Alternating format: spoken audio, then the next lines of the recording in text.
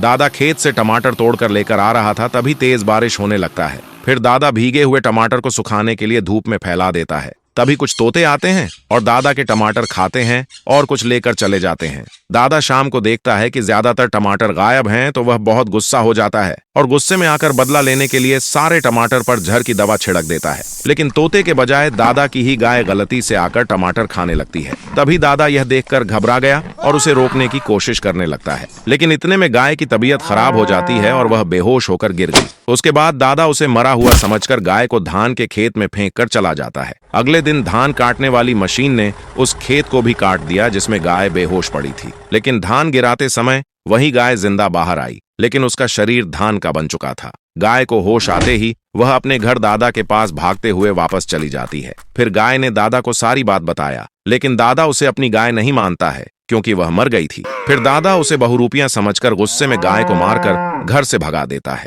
फिर गाय एक उम्मीद की किरण लेकर शहर चली गई कि शायद वे लोग मदद करेंगे, लेकिन शहर वाले भी उसे बेकार समझकर उसे मार मार कर भगा देते हैं। उसके बाद गाय परेशान होकर एक गांव में चली गई कि शायद गांव वाले नहीं मारेंगे, लेकिन गांव वाले उसे पहचान जाते हैं और दादा से गाय को वापस लाने का अनुरोध करते हैं। दादा गांव वालों की बात मानने के बजाय उसे बेवकूफ कहकर डांट कर भगा देता है। फिर गांव वालों ने उसे अपने ही गांव में रखने का फैसला किया और पेट भरकर खाना खिलाया। लेकिन कुछ दिन बाद एक बहुत बड़ा कमाल हुआ और गाय लगातार ढेर सारा धान देना शुरू कर दिया। उसके बाद गांव वालों ने सारा धान ट्रक में डालकर शहर में बेच देते हैं, जिससे देखते ही देखते एक मामूली सा गांव एक बड़ा सिटी बन गया। लोग वहां घूमने आने लगे। दादा गांव की अमीरी के चर्चे टीवी पर देखता है तो गाय के प्रति उसका विचार बदल गया और तुरंत वह गाय को उठाने के लिए एक गाड़ी लेकर गांव में चला जाता है। फिर गांव वालों को मेरी गाय कहकर उसे उठा लाता है ताकि वह भी अमीर हो सके। दादा उसे लाने के बाद बोला, तू मेरे लिए ढेर सारा धान दे वरना कमरे में बंद कर दूंगा। गाय यह फैसला वीडियो देखने वालों के ऊपर छोड़ दिया और बोली,